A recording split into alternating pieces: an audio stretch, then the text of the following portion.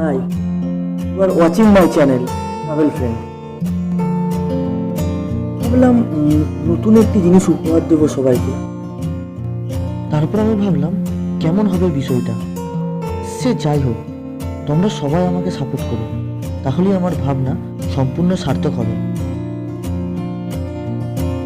যেরকম ভিডিও আমি তোমাদের দিচ্ছিলাম সেরকম আরও নতুন ভিডিও আমি তোমাদের দেবো, আর তার সাথে প্রত্যেক মাসে একটি করে এপিসোডে আকর্ষণীয় কিছু কাহিনী তুলে ধরো। সেটি অনেকেরই জানা, আবার অনেকেরই অজানা। আমার চ্যানেলে নতুন আই বাটনে সমস্ত ভিডিও লিঙ্ক দিয়ে রেখেছি, প্লিজ গিয়ে দেখে নিও। যারা যারা এখনো সাবস্ক্রাইব করোনি অবশ্যই সাবস্ক্রাইব করে দিও। আজ এই ট্রাভেল ফ্রেন্ড চ্যানেলে প্রথম এপিসোডে তুলে ধরবো আকর্ষণীয় কাহিনী। তোমরা প্লিজ শেষ পর্যন্ত শুনবে আর আমাকে সাপোর্ট করবে। ইন্ডিয়ান আর্মি, যারা সব কিছু ত্যাগ করে সারাক্ষণ দেশ রক্ষার কাজে বর্তমান, সেই দুজন ইন্ডিয়ান আর্মি কথা আপনাদের সামনে আজ তুলে ধরবো। একজন হলো বাবা হরভজন সিং, অন্যজন হলো বাবা জসবন্ত সিং। বাবা হরভজন সিং, যার জন্ম 1946 সালের 30 আগস্ট পাঞ্জাবে জন্মগ্রহণ করেছিলেন। এরপর 1965 সালে পড়াশোনা শেষ করে 9 ফেব্রুয়ারি 1966 সালে তিনি ইন্ডিয়ান আর্মি হিসাবে পাঞ্জাব রেজিমেন্টে যোগদান করেন। তারপর তিনি সিকিমের নাথুলা পাসে ট্রান্সফার হন। 1967 সালে ইন্ডিয়া চায়না যুদ্ধে তিনি নিযুক্ত ছিলেন এবং এই যুদ্ধে ইন্ডিয়ায় জয়লাভ করেছিলেন। এরপর 1968 সালে প্রবল তুষারপাতের ফলে হঠাৎই বরফ চাপা পড়ে তিনি নিখোঁজ হয়ে যান।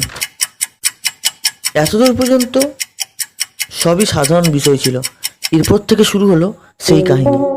কিছুদিন পর তার এক সহকর্মী একজন সৈনিকের স্বপ্নে এলো এবং তাকে বলেছিল সেই নির্দিষ্ট জায়গা যেখানে তিনি চাপা পড়ে আছেন।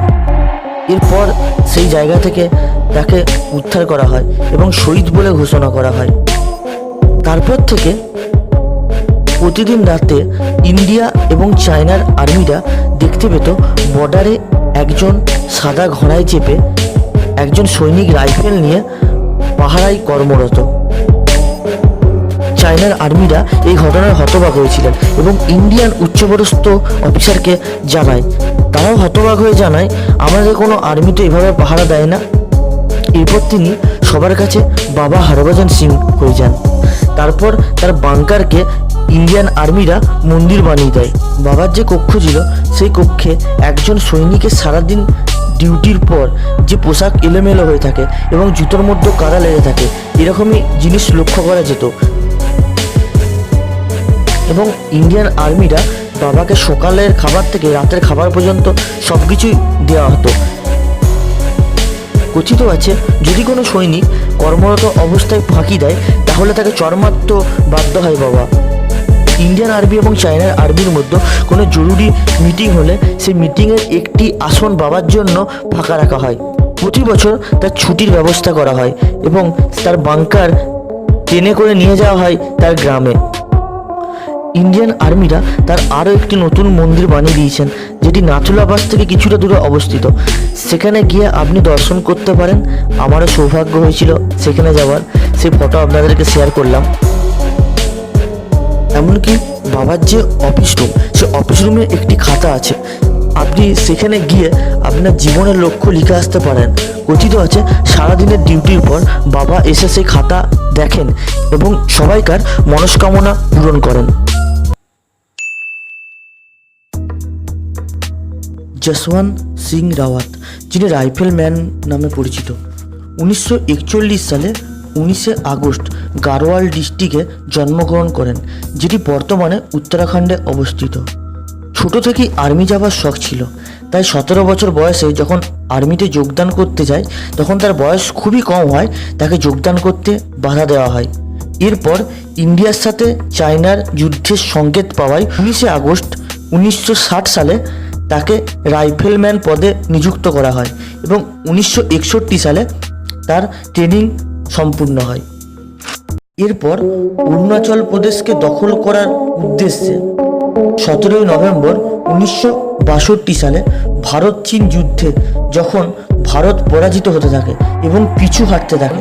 তিনি একাই এগিয়ে গিয়ে 72 ঘন্টা ধরে যুদ্ধ করে 300 জন চীনা সৈনিককে পরাস্ত করেন। এরপর তিনি যুদ্ধে শহীদ হন। তখন তার বয়স মাত্র 21 বছর।